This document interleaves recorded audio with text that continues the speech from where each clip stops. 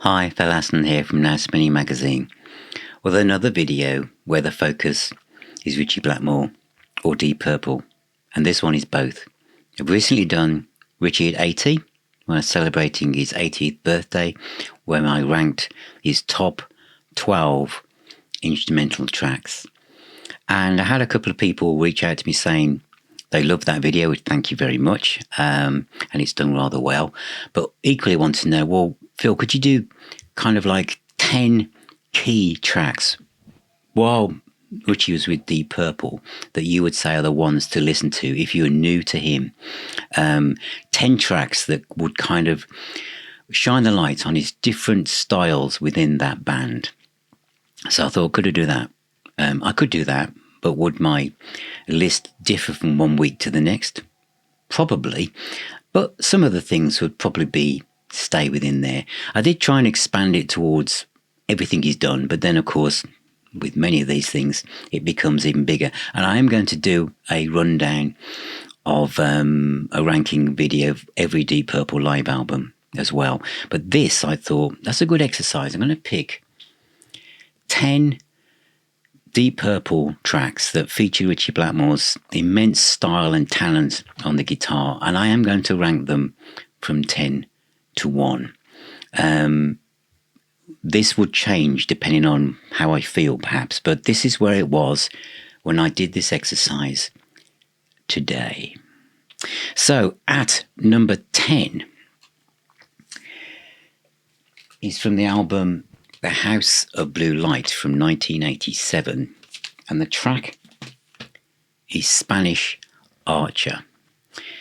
Now, when I bought this album from somewhere in Camden Town in London, it's a promotional copy.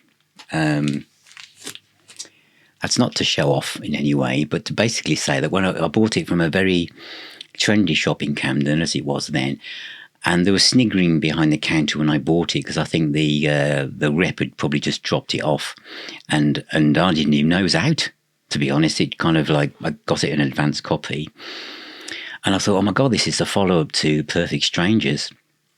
So I got it back and put it on, and boy was I initially disappointed. It was so unlike the Purple that I knew and I'd grown up with. It was so different. And it took a while for me to really peel back the kind of layers of stuff to realise that actually it wasn't a bad album at all. Black and White was okay. Call of the Wild was a very commercial sounding track, very Deep Purple. The Unwritten Law, Bad Attitude, again the opening track of any Deep Purple album was always very good. Hard Loving Woman was, again, when we had Hard Loving Man, was nothing like that, was it? Kind of Strange Ways was a good track, very rainbow. Mr. Dupree, there's a track that Ritchie only played once and then walked away from it because he didn't like it. Dead and Alive, Mad Dog was probably my favourite on it, but there was one other track that really, once you listen to it properly, especially on the headphones, you realise that it was actually one of Ritchie's finest moments, and that track was Spanish Archer. Whether it's about Ritchie or not by Gillan, I don't know. All I know is that as you listen to that song, and especially towards the kind of second aspect of the solo, you hear the violent ways using the tremolo, because we move through with Ritchie as he starts to move away from using the tremolo, because so many other guitarists are probably using it. Although he did make it his own, obviously, early in his career. But when you listen to the guitar playing on Spanish Archer, the fluidity, the speed, the kind of musicality of what he's doing, but equally being really aggressive and just tearing out whatever he can't express in words through music. It is one of the highlights of this latter part, really, of the 80s of Ritchie Blackmore. Spanish Archer from The House of Blue Light. Listen to that. Listen to that with fresh eyes if you've ever dismissed it, or whether you're new to it. And again, this could be your doorway, and in which case you know exactly what I'm talking about. But Spanish Archer is one of Ritchie Blackmore's most intense guitar moments on vinyl or CD. try and get the CD version, because not the remastered one, the original CD version, because some of the tracks are actually longer than they are on the vinyl. Right, what is next? Because some of this has moved around. Next, which is number 9, is Enya. No, not from Battle Rages On, but the live one. The live one from Come Hell or High Water.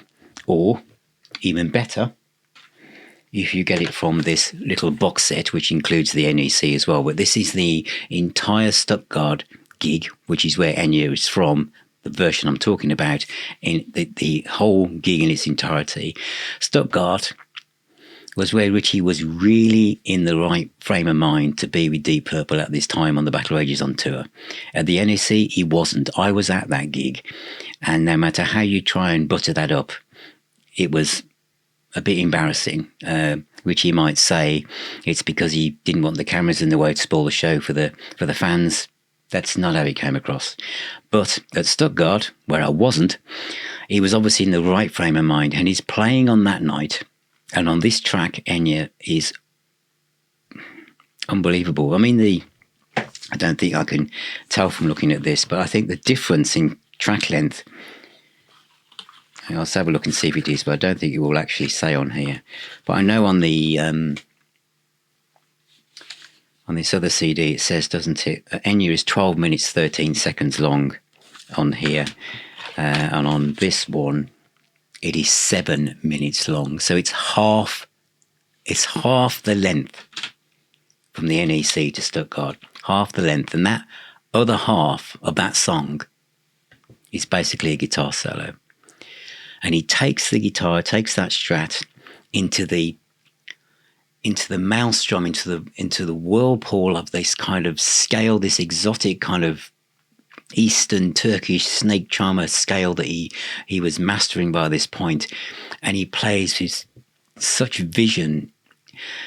And the groove that Roger Glover and Ian Pace laid down, when they realise, you can see there's those times when we've seen Deep Purple where each of them as you look across the stage at each, you suddenly realise that the man in black, he's in the right frame of mind, and this time they're going to let go of the rail. They're not holding on to anything. They're not looking down at the set list. They are that band that was dangerous back in 1970, 72, and they're just going to let go. And off they go. And you can just feel the excitement from John Lord, knowing he can just chill and add those textures and layerings as Ritchie Blackmore goes off into a world of his own, laying down one of the most exciting, most emotive, most thrilling guitar rides that you can find by him on this. And as I said, Roger Glover and Ian Pace are bubbling along behind him and almost telepathically following where he wants to be and where he's going to go next. It is incredible. One of his finest guitar solos of all time is on that piece of music, live in Stuttgart. Absolutely mind-blowing stuff. So try and get that. If you do get the box set, you'll realise the difference between both Stuttgart and the NEC. But it looks like that. I don't know if it's still available in print, but otherwise, get it from there. But it's superb. That is at number 9. At number 8 is Mistreated from Live in London. I could have picked many versions of this, and I'd feature this album quite a lot, don't I? And it will be featured yet again when I do the live album rundown. The version of Mistreated on this. How did you think it might start? I mean, I was there at the Birmingham Odeon in May 1974, age 15, still at school, gone into town on the bus, and sitting quite high up back at the back of the Odeon because I hadn't got much money and I didn't know, I'd never been to a gig before. And I knew the song Mistreated from the album Burn. But the way it starts here, on this particular version, with that guitar, with playing those just on one string as he moves up with the echo following off the Revox tape coming all the way up. And then he stops and the decay as he stops, and then he starts playing. It's just guitar. It's like that solo piece in the middle of You Fall No One. But before we get there, obviously, this is a sign that Ritchie Blackmore again is in a frame of mind where all bets are off and he's going to go for it.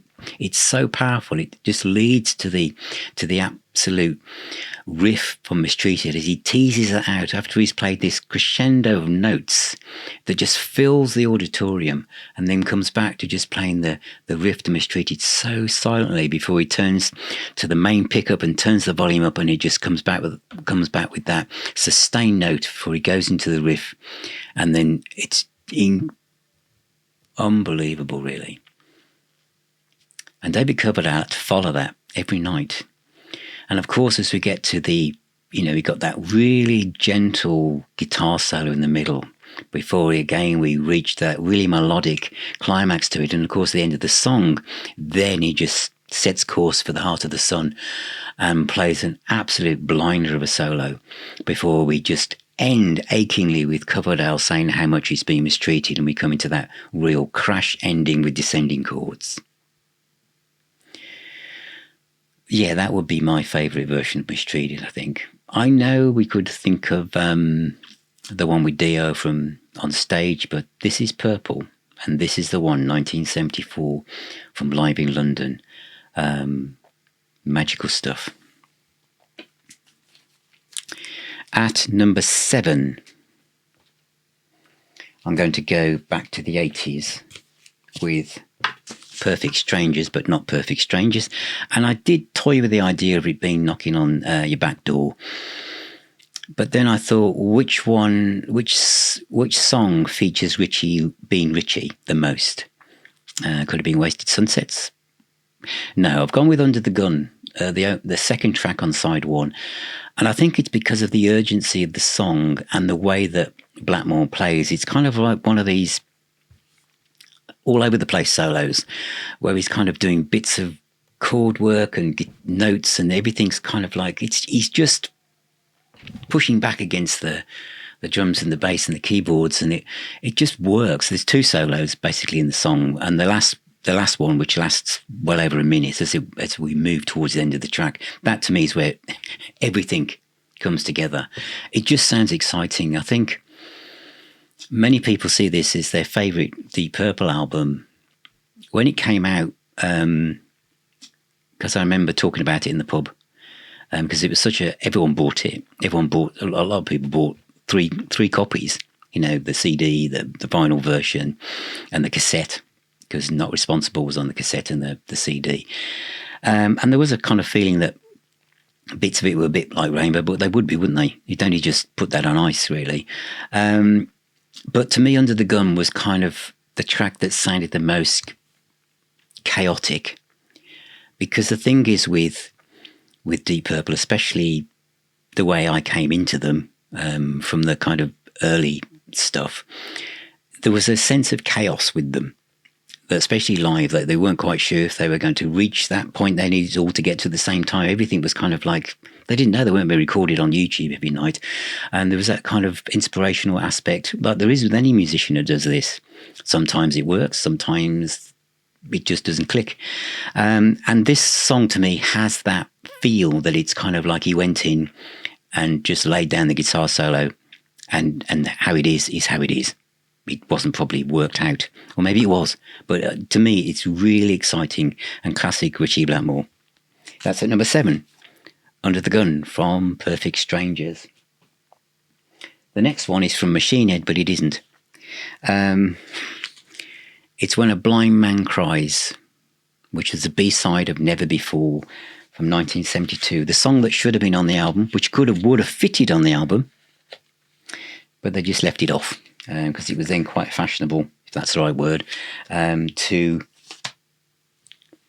have a non-album B-side.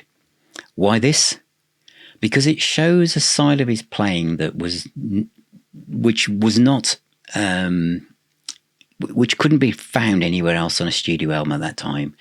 He might have become a little bit more gentle on Stormbringer, but around this time, 72, right through before we get to Stormbringer, I guess. But even then, there's nothing like this. It's the ballad, it's the slow one, but the solo is so... It's probably got an element of... I've just thought of this, so it's probably nuts. There's probably a bit of Shine On You Crazy Diamond in the Dave Gilmour thing, and the way it starts. It's that kind of precise notes played really gently with no distortion, very gentle bends on the strings, and it's just a heartfelt guitar solo, showing a side to him that wasn't available anywhere else. So, When a Blind Man Cries, 1972, from the Machine Head sessions. The next one is a surprise to me, because I wouldn't have thought this would be in a chart like this. But I've been playing, obviously, a lot of Purple, and I suddenly realised just what a stroke of genius this is.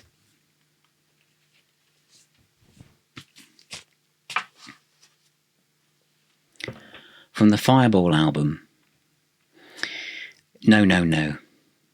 A track that when I initially heard Fireball wasn't one of my favourites at all. I felt like it almost went on too long, and that was then. I'd been listening to Machine Head, Man in Japan, in rock and other stuff. But now, when I listened to Fireball in its entirety yesterday, and I realised just how varied and clever and progressive even this album is. Maybe I would have pushed aside Anyone's Daughter onto a B-side and kept Strange Kind of Woman on the album, rather than lose that. And in America, of course, you lost Demon's Eye. But I think no, because of the instrumental sections. Because this is a rock band. This is a band that was going to be seen as one of the forefathers of what we class as heavy metal, really, with Sabbath and Zeppelin and Heap. And that's how it was. It might not sound anything like the metal we know now, but that's what they were classed as, progressive rock or hard rock. But when you listen to No, especially when you come into the instrumental sections, when it almost hangs at the end of the chorus and it kind of hangs back, and we have that first one where that immense slide solo comes in, and Glover and Pace, again, this is about the third time I've said this phrase, lay down this groove underneath which is almost funky and laid back and soulful, while Blackmore just layers down this fantastic slide work over the top, and John Lord just adds the different textural flavours of the Hammond organ around it. You just think, this is genius. This is absolute genius. And then once we come out of that, we then go into the guitar solo itself, which is basically a funky guitar solo that he would have probably used in Stormbringer itself on the track Hold On, but there's no reverb, so this is dry and it's in your face. You close your eyes and it's like as if Ritchie Blackmore is 5 feet in front of you. The guitar solo is measured. It's for the song. He could have, no doubt, what he'd done earlier, put tons of notes over the top of this, but he doesn't. He just plays with the feel of the music. So many guitarists just fill whatever space they find around them with whatever they can put in, as if say, this is my chance to make my mark, and people go, wow. Blackmore doesn't do that. He can do that live, whatever, but on here, it's restraint, but it's perfect. It's an absolutely perfect display of a guitar solo serving the music that surrounds it, serving the song. It's lyrical. You can literally hum it. It's just gorgeous. There are many highlights from this album, of course, with Falls, and even the Mule has an incredible guitar solo on it. But no. Listen to that. I think Simon Robinson from the Deep Purple fan club said that No should be played in schools to show how instruments can interact with each other and what it's like to play as a team, or something like that. But he's right. It's great. So that is at number 5. Where are we going now? Number 4 is Strange Kind of Woman. It's from the Made in Japan Super Deluxe Edition box set, or Live in Japan, the 3 CD box set. And the version that I'm focusing on is Tokyo, which was the 17th of August 1972. I think on the original Made in Japan album, I think only Lazy from that date was used, because I think that there was problems back then with how the tapes sounded. Ironically, the band obviously gone all the way over to Japan. They're jet lagged. They've been told they're being recorded. Can you imagine what that's like? So I think the first night they didn't move.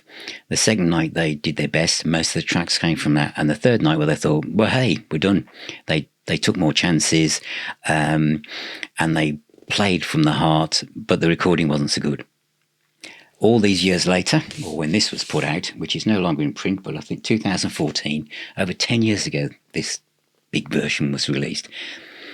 Now you can hear exactly what happened in Tokyo. And I remember when I first heard this, because I bought it on the 3 CD version, first of all, it was Strange Kind of Woman. When it comes out of the screaming and we go back into the soloing,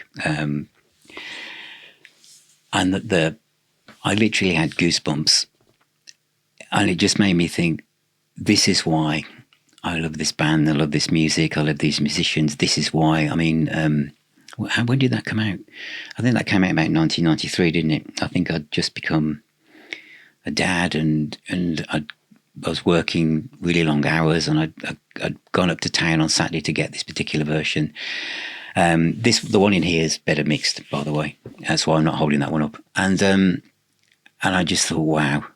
I thought, this is like, the music is, God, a mere 25 years old then, and just how amazing it sounded and what it made me feel. And it's so exciting. And the fact is that hearing all the different versions and how they're all different and vary from each other. But yes, Strange Kind of Woman from the last night of Made in Japan, Tokyo, is at number 4.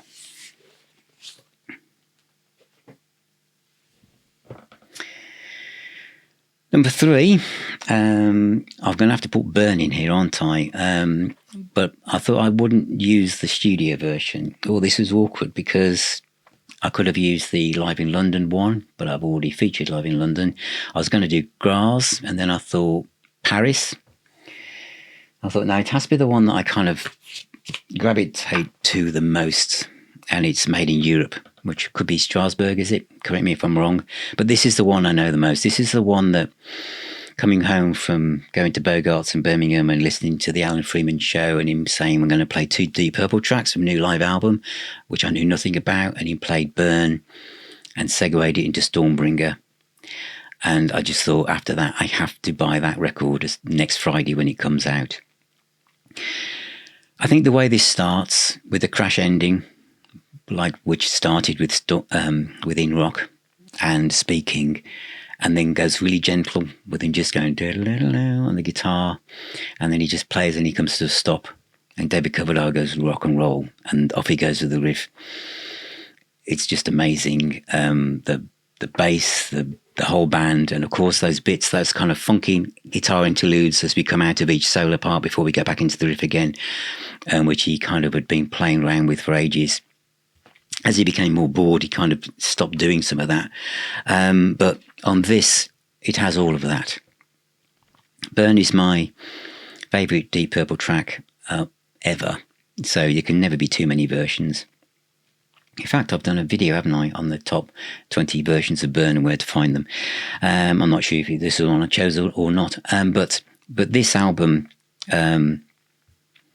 should have been a double. And in fact, I could use this as an opportunity, couldn't I?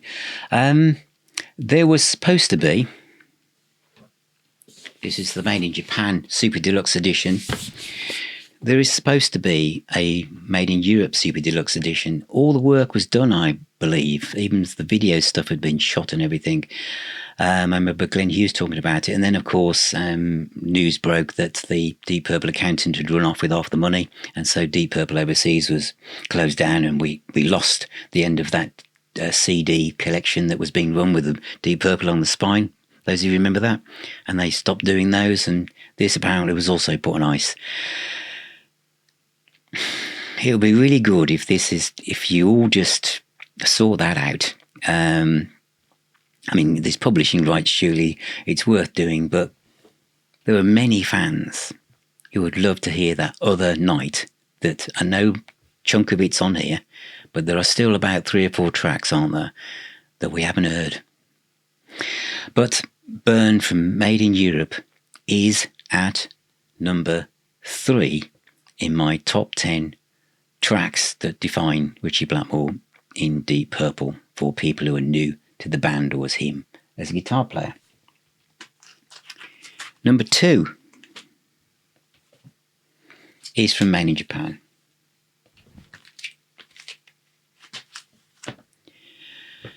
And it is Highway Star, originally from Machine Head, which is a great version. But I think this version and the way this opens on this live album is why it's one of the greatest live albums of all time. And I've said earlier in this video, the dangerous aspect of Deep Purple is is it going to work? Is it not going to work? As a guitarist, and again, imagine this is 1972, there are no locking nuts on your guitar to keep it in tune. This is just a Fender Stratocaster with basic single coil pickups with a guitar lead plugged into a Marshall amp. When you listen to the way that Blackmore plays that solo, which is one of his best worked out solos, let's be honest. The way it starts, it has that melodic bit you can sing along to, and then we go into some of the fastest triplets you've ever heard, and then he again lets rip with the tremolo in such a way that you think, how is any guitar going to stay in tune after that?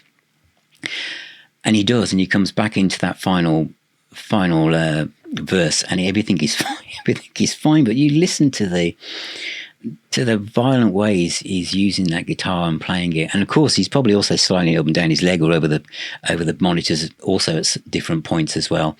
But the sheer way that song starts, you know, the little bit of, doodly doodly doodly, with John Lord and Okay, Here We Go by Ian Gillan. The power and drive of that song is never bettered than that version, ever. And there's different styles to Ritchie Blackmore's playing as he moved from the psychedelic 60s to the more R&B, rock and roll side, and then became more kind of like techno, neoclassical stuff from 74, 76 onwards to the Eastern scales in the 80s. But this period, this song, the way this is recorded, captures him and this particular version of the band at their absolute peak.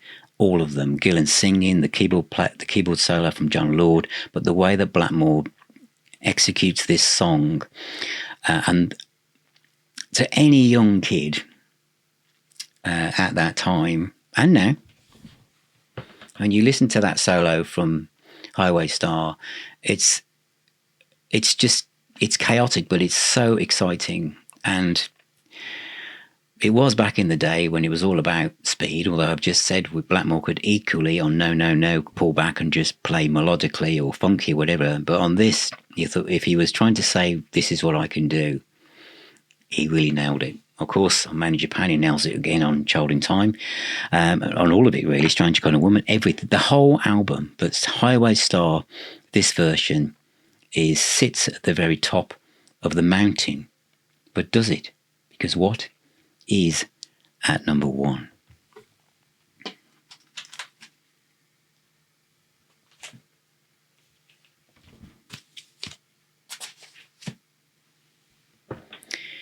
Should it have been High Loving Man or should it have been Speaking? No. It has to be Child in Time. Child in Time for Made in Japan's pretty good. It is. It is very good. In fact, it's a spellbinder of a guitar solo. But this one is really jaw-droppingly stunning, to make anyone speechless. Because when you think of Mark 1, the Book of a Taliesin or Shades, and listen to Ritchie's guitar playing, some of it sounds not as fluid as he was going to be. I think Wedding Rosemary was probably the closest on the third one, but some of the stuff on Ring That Neck, not the live stuff that they did in 90 on the BBC albums or whatever, but Book of a Taliesin, there was a kind of like, not awkwardness, but you know what I mean, it's not this. So something must have happened, quite dramatic, to when they decided to record after Concerto, Deep Purpling Rock, when Ritchie said, if it's not rock, it's not on it. Because Child in Time, which was obviously something they borrowed, the first part of the song from, It's a Beautiful Day, very much so. That It's a Beautiful Day went and did something like Ring That Neck later on in their second album. But on this, anyway, back to this, Ian Gillan sings beautifully. The keyboard intro is fantastic, and the way that Gillan, instead of going straight from being soft to full-throated scream, builds up to it. But it's when we go through that Bolero dun bit, the way that Blackmore opens with this really melodic guitar lines that are just harmonious and again lyrical, you could sing along with it. But in Man in Japan, that's transposed into John Lloyd doing that part. And then we just kind of drop down into this kind of quite fast shuffle gallop from Pace and Glover. And Blackmore comes in with that literally machine gun opening to that solo, and we're off. And it is so well worked out. Every trick in the book, all these fast licks, all the triplets, everything just flows from one to the other. But it's not constructed in a way where you think, well, he's thought, well, I'll do that bit now, and then I'll move on to that, then I'll do this, then I'll do this.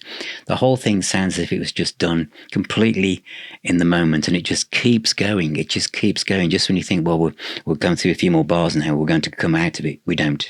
We just keep going. And it just gets faster and more dramatic and more exciting as the band behind them. And this is done in the studio. To create that level of excitement when you're in the sterile situation of being in a padded room with someone watching you behind a screen, to try and create this, do not in front of thousands of people driving you on to just lose yourself in the music. This is recorded in the studio. And as we reach the absolute climax of this solo, it's just, and we stop, drop back, and it finishes, plop. And we get the dun, dun, dun again from John Lord softly in the background.